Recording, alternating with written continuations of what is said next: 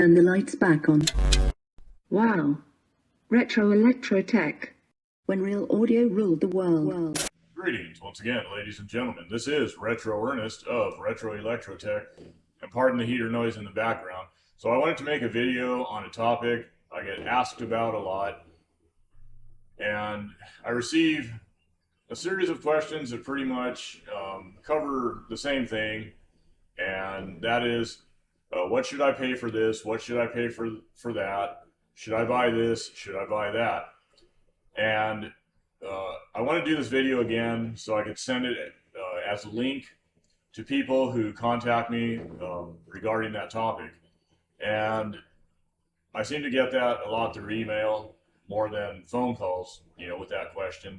Although sometimes people call me and ask that question in one form or another, or sometimes people even stop in with equipment and, hey, what's this worth, and all that. So it's impossible for me to answer that question because of all the variables. And gone is the day of the manufacturer's suggested retail pricing on this equipment because, well, it hasn't been made in decades, 30-something, 40-something, 50-something years or more, depending on what we're talking about. And, even so, even when the equipment was new, dealers and so forth would sell above or below MSRP. But beyond that, that's not applicable anymore. You get my point. So what can you do as far as determining what something is worth? Because, again, a guy like me, even though I'm in the business of repair and restoration, I work around this equipment all the time. And for the most part, I know what it's worth within reason. But even that, who's to say? Who am I to tell you what you should pay for something? Your motivations may be different than this guy or this gal, or different than my motivations, and your circumstances, budget, what you're willing to drop on a piece of equipment. Again, is it a piece of equipment that comes up for sale quite often? It's out there, it's in circulation, or is it something that very rarely comes up, and you have to kind of squeeze the trigger on it? You've been looking at it forever, and you've been wanting one forever. You dig it, you love it. It's got some nostalgia that you want to relive. You're sentimental about this, that. Everybody has different motivators, and it's not for anybody to say, well, you shouldn't pay this or you should pay that or whatever. That's fine. I mean, there's nothing wrong with taking advice from people if that's what you feel you absolutely need. But in the end, you need to decide if it's right for you, if you can do it, if you want to do it. Again, if you have the budget. Some people don't even blink. They'll just drop whatever, whatever somebody's asking for a whatever, whether it's vintage audio equipment, a classic car, it doesn't matter. Some people will just drop it, no problem. They don't even blink an eye. They don't think twice about it. No regrets, no repercussions. They have the money. Some people, are a bit more, what's the word I'm looking for? A bit more practical and kind of into pinching pennies. They're hunting for the deal of a lifetime, I guess is what I'm trying to say. And that's fine. It's all good across the board. But again, back to some kind of reference. No more MSRP. It's great, fine and dandy for historical reasons to know what a piece of equipment would sell for back in 1975 or 1978 or 1988, whatever. It really doesn't matter. But the point I'm getting at is, as far as nowadays, it's pretty much the Wild West when you're talking about pricing on stuff now, because people throw whatever they want at the wall to see if it's going to stick. And we all see, like, for example, on the big auction site, what people will ask for on some pieces of equipment and other things as well that are just way out of the ballpark, and some things, somewhat within reason. And depending on how much competition there is as far as, between sellers, and again, if it's an item that's listed quite often and there's a lot of them, sometimes there's some flex there. But you know how it is when somebody has the only one and it hardly ever surfaces. they can pretty much ask what they want for it. Not that that's the right thing to do. I think that all comes down to a person's character. And, you can still be reasonable on stuff, but again, that's up to the seller. They can ask what they want. What they want might be different than what they're going to get. I don't mean to sound rude when I say this, but some people are a bit delusional on what they feel they can get for something. And sometimes people are just downright dishonest about things, whatever. But again, that's for the buyer to decide. And the buyer in the end sets the rules as far as what they want to pay for something, what they will pay for something. And as you can see, that's why I say it's impossible for me to be able to tell you what you should pay. Nowadays, again, going back to, the big online auction and such places, online audio shops, and, there's, of course, websites where people post classified ads, kind of like Craigslist, I guess. I don't even know if that's a thing anymore, but the point is that people post things for sale based on what they feel that it's worth, based on what things are trending for. And you'll notice a common thread across the board, across the spectrum, of what something seems to be selling for, more or less. People kind of follow the trend somewhat, and once you have that as a baseline or a reference, you can negotiate from there. And I'll talk a little bit more about that as well. But finding that trend, a reasonable trend, anyways, what things seem to be selling for. Again, that's up to you as a prospective buyer to do the research and determine, what's reasonable based on, what you're willing to pay, what your motivations are. Some people, like myself, I have a sentimental streak in me, but that doesn't mean I get suckered into, buying something at an absolute astronomical price. But sentimentality meaning that, it's a great piece of equipment. Maybe from my youth, a lot of good memories associated with something. Or for some people, they just love it because of what it is. They've always wanted one. It's, they have the opportunity to buy it. So what are you willing to pay for it? What does it mean to you? What are you going to get out of it? How much happiness is it going to bring you? And all that. If you don't mind making an emotional decision based on your emotions and the happiness it's going to bring you, and you have the budget, it's not of no huge consequence to you to pay up for something a little bit, then have at it if that's what you're willing to do. But if you want to hold out, again, if it's something that you can hold out on, wait a bit, find a better deal, that deal of a lifetime, then by all means, do what you have to do. But you see what I'm trying to say is that it's really up to you.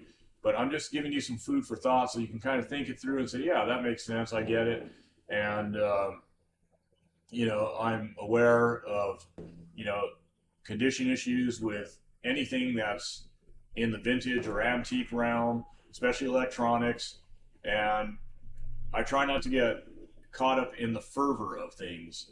And that's just a piece of advice that, you can take it or leave it. But sometimes people get caught up in the fervor of something.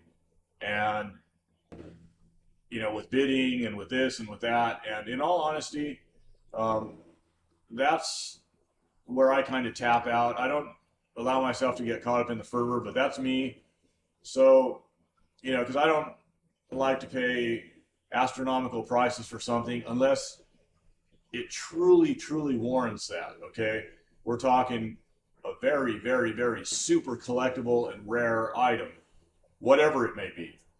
And again, if I have the budget for that, maybe I will pay up. But again, most of the time, if you just wait things out or you talk to people, you have that reference baseline that I'm telling you. You've done your homework on that, and you kind of have an idea of what things are trending for, more or less. And you use that as, again, a baseline, and you negotiate with somebody respectfully. Because remember, talk to people the way you want to be talked to. It's not good to approach a person, oh, you're asking way too much for that. You're delusional. You're a dreamer. How would you like somebody to approach you like that? So I just say that because, you don't want to cop an attitude with people like that. Be respectful. Sound like someone who knows what they're talking about. Again, you do your homework on things. As I mentioned in videos, oftentimes, and I did that one sit-down video, vintage audio repair and restoration expectations, what it takes to realistically bring this gear back to, in my viewpoint, an acceptable level of function, bringing the reliability up so it's less likely to poop the bed, squeezing the most out of your sonic performance, things that are going to have to be done to kind of fine-tune and tweak things and get it to the point where it was when it rolled off the factory assembly line, or in some cases even better in some ways because of advancements when it comes to component technology and better specs and all that stuff.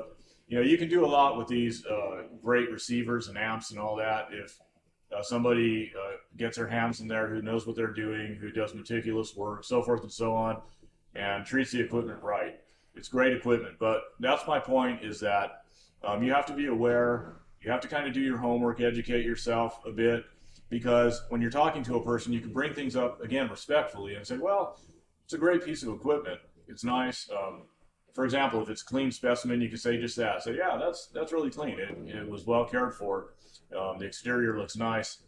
And, I know a bit about this equipment and kind of what needs to be done to bring it back to spec. There's components that drift and, electrolytic capacitors and so forth and so on. And, I'm just telling you this not to try to lowball you, but just as a matter of course, what, I know I'm going to have to do with this to bring it back into spec and really get it singing nicely and all that. And so I know I'm going to have to put more money into it. So, can you do a little bit better on the price? I have this that I can spend. Is that cool? Can you do that? Again, you see the way I'm approaching a person, for example, and sometimes I just let a person know.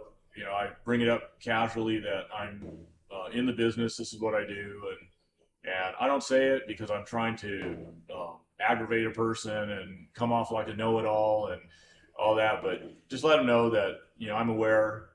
I have a knowledge of this equipment, of course, and this is what it's going to take for me to bring it back to an acceptable level for me. This is what I'm willing to pay. If that will work for you. So again, I'm just kind of giving a sample there. So once you have that reference point, you can kind of negotiate a little bit. But if you don't feel comfortable with that and you're just going to pay the price because you want it, you're going to have to pay money to have something serviced. And that's the thing too. People will advertise equipment as being serviced or restored. You have to investigate that and find out if that's the case. Again, do it respectfully. Just ask a person, oh, was it professionally restored? Who restored it? Was it a shop, or do you have any documentation?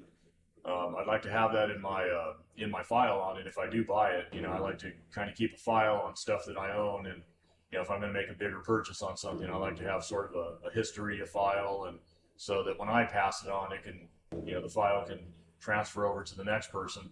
So you see what I'm saying? Does that sound offensive? No, but if a person gets defensive about that and they have something to maybe hide, well, just move on to the next person. So you can see what I'm trying to say here. And I think that gives you some food for thought. And based on what you're willing to do, based on what your motivations are, your budget, and all that. And again, find that reference and run with it. So I hope that makes sense. I didn't just want to brush people off who asked me the question and say, well, I can't help you with that because it's impossible for me to price it. I always try to educate people on the topic a bit, at least as much as I can. I know sometimes these things get long-winded. I can't always explain everything exactly the way different people might want it explained. I certainly can't cover the entire topic because it's a huge topic, but I do the best that I can, and hopefully that was some at least food for thought, and that's what I would recommend doing. So I'm just going to leave it at that, and as I always say, guys, peace, love, music, and the vintage audio that brings it to your ears. Till next time, you all take care. This is a poor man's shoe production.